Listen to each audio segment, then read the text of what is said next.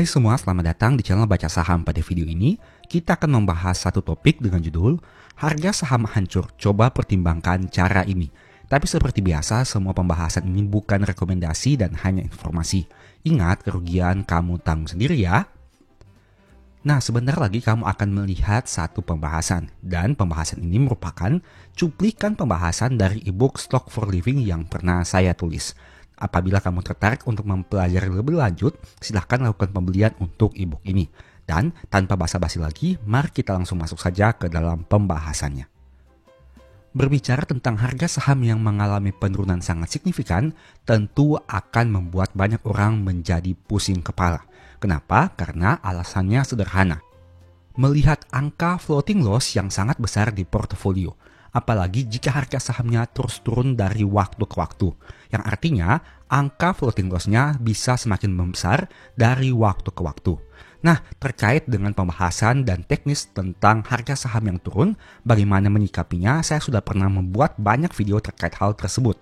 Baik itu dari sisi money management, baik dari sisi analisa, fundamental, analisa kinerja keuangan, dan lain sebagainya.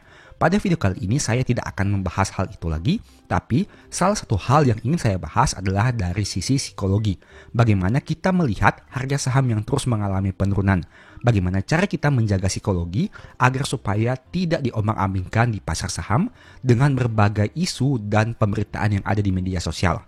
Karena apabila kita melihat berbagai pemberitaan di media sosial, saat harga saham mengalami penurunan, tentu lebih banyak media sosial yang memberitakan hal negatif tentang saham tersebut. Entah itu kinerja keuangannya kurang baik, bagaimana sikap pemegang mayoritasnya, berbagai isu dan sentimen yang berkaitan dengan saham tersebut, dan masih banyak lagi.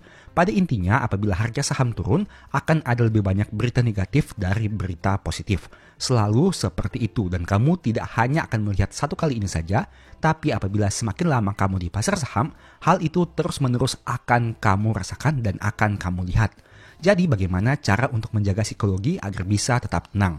Psikologi memang merupakan satu aspek yang sering diabaikan, tapi ingat, hal itu sangat berpengaruh signifikan. Karena dari psikologilah kita akan mengambil keputusan apakah akan melakukan pembelian, hold, atau melakukan cut loss. Dan dari psikologilah kita akan merasakan dampaknya, apakah keputusan yang kita ambil itu tepat atau tidak.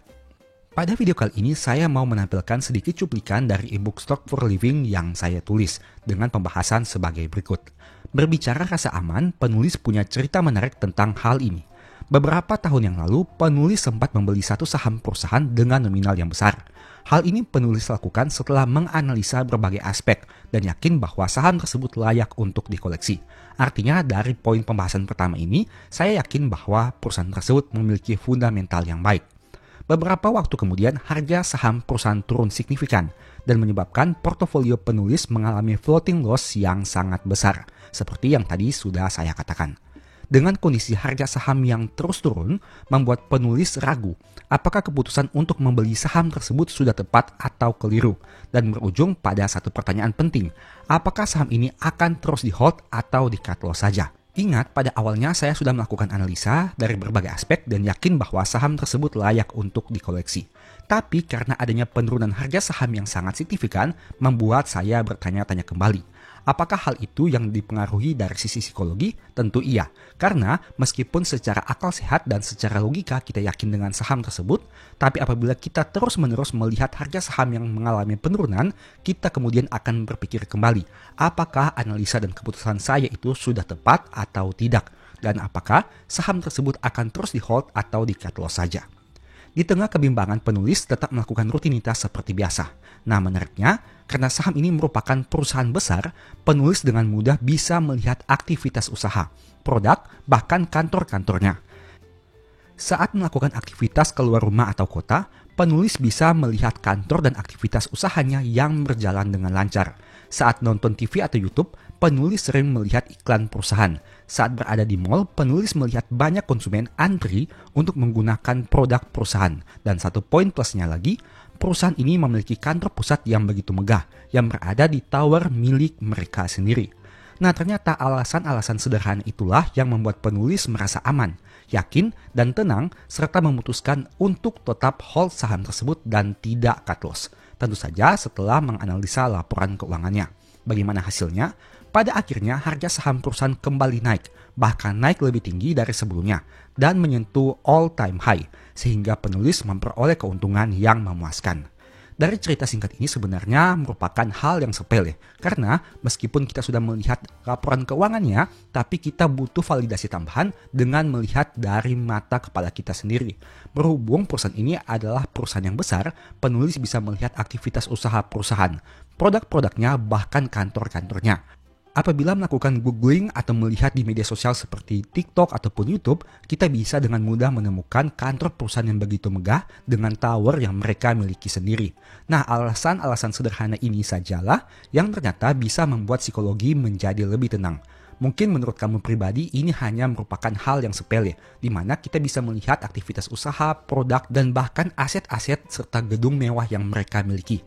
Tapi ternyata tanpa kamu sadari, hal-hal sederhana itu ternyata sangat berpengaruh terhadap psikologi kita, apalagi saat harga saham perusahaannya mengalami penurunan secara terus-menerus, kita mengalami floating loss yang besar, dan kita kemudian bertanya-tanya, apakah keputusan saya di awal ini sudah tepat atau tidak? Bagaimana hasilnya? Pada akhirnya harga saham kembali naik karena tentunya saya sudah yakin dengan perusahaan ini dan perusahaan ini memiliki kinerja keuangan yang masih baik, bahkan harganya menyentuh all time high. Alhasil saya menghasilkan keuntungan.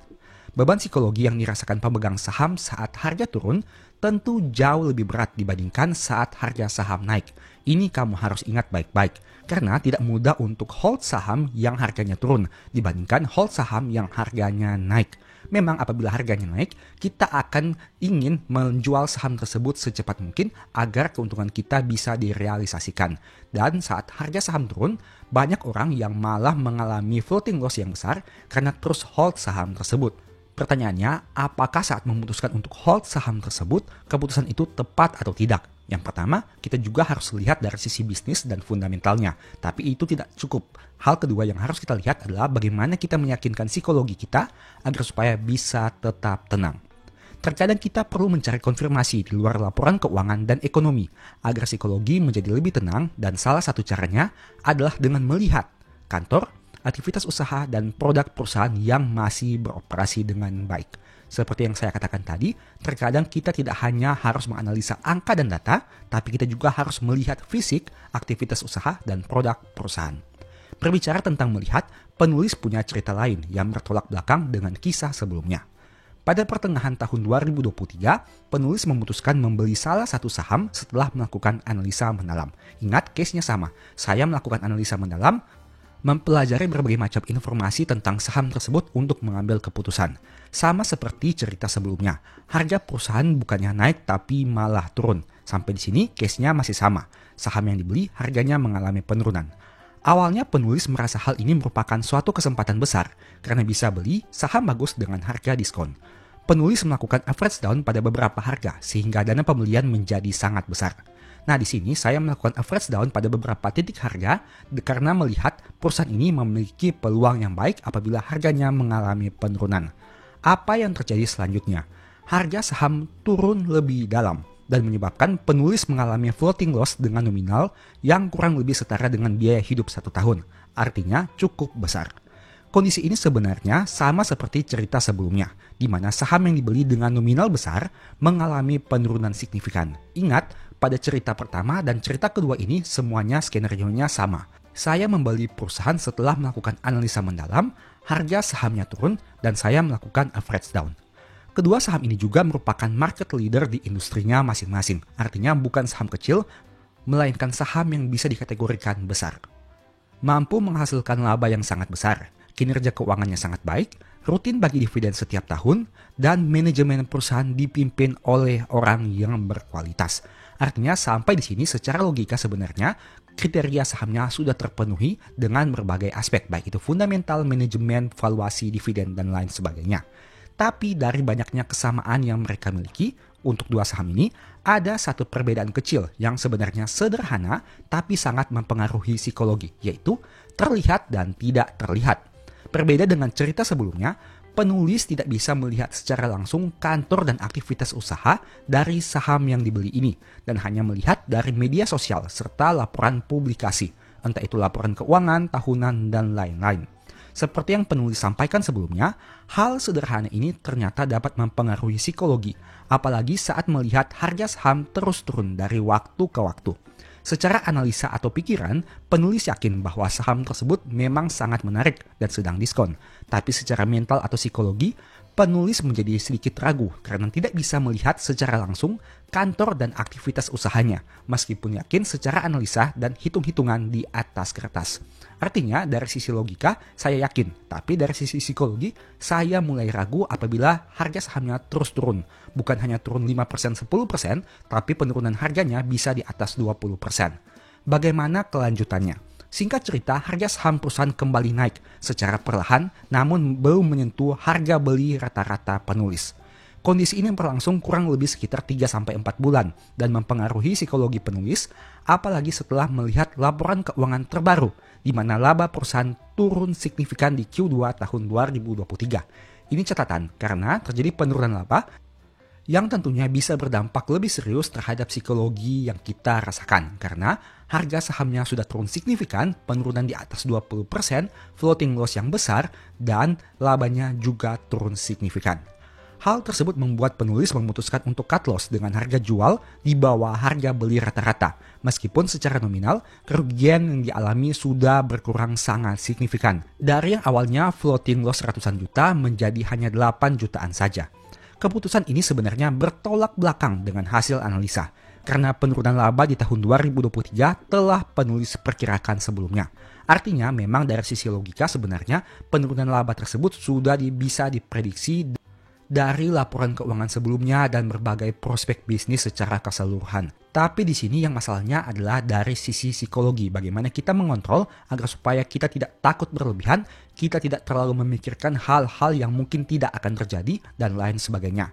Selain itu, sekalipun laba perusahaan turun signifikan di tahun 2023, harga yang ditawarkan sebenarnya masih sangat menarik atau kita sebut diskon.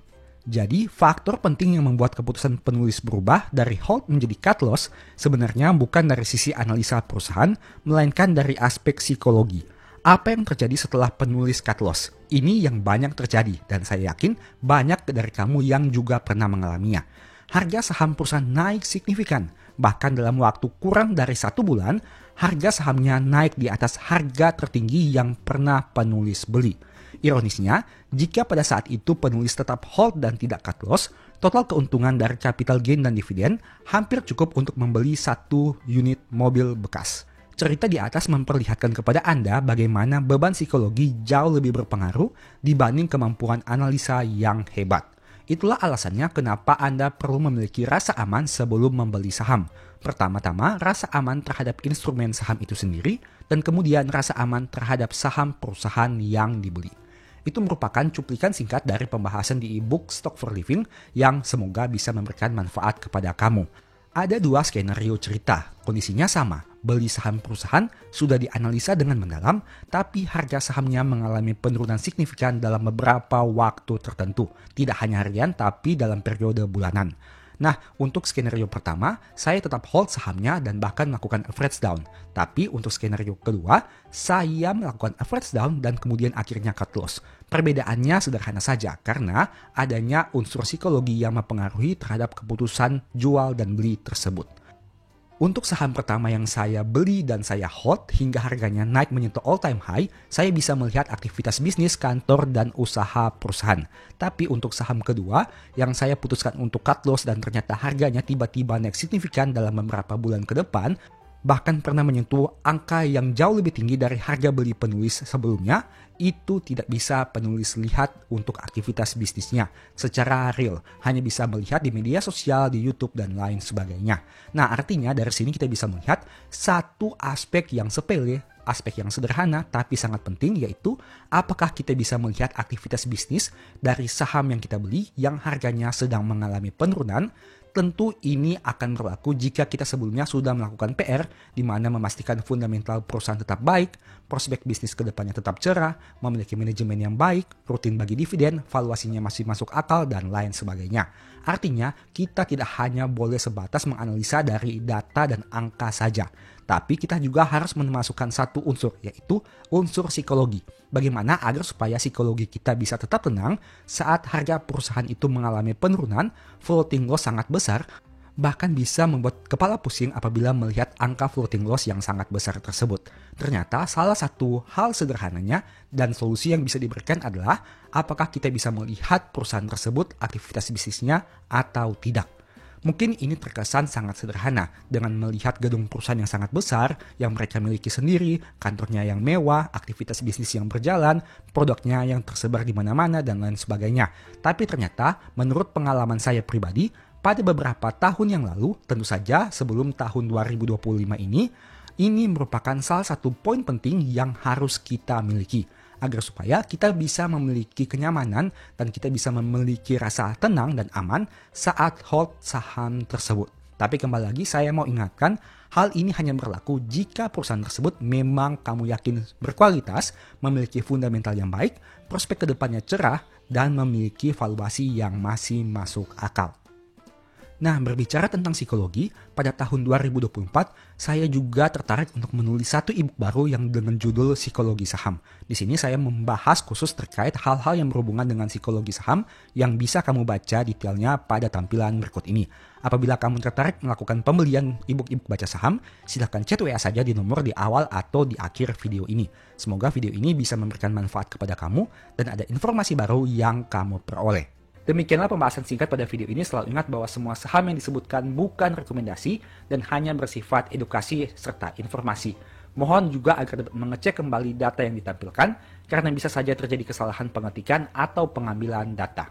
Di video berikutnya ingin dibahas materi apa lagi? Tulis di kolom komentar ya. Sebagai informasi, berikut ini beberapa list ebook baca saham. Pertama, psikologi saham. Kedua, stock for living. Ketiga, strategi nabung saham. Keempat, the stock market. Dan yang kelima, cara cepat analisa laporan keuangan. Apabila tertarik, chat saja pada nomor WA yang ada. Sekian video ini, semoga bermanfaat. Thank you.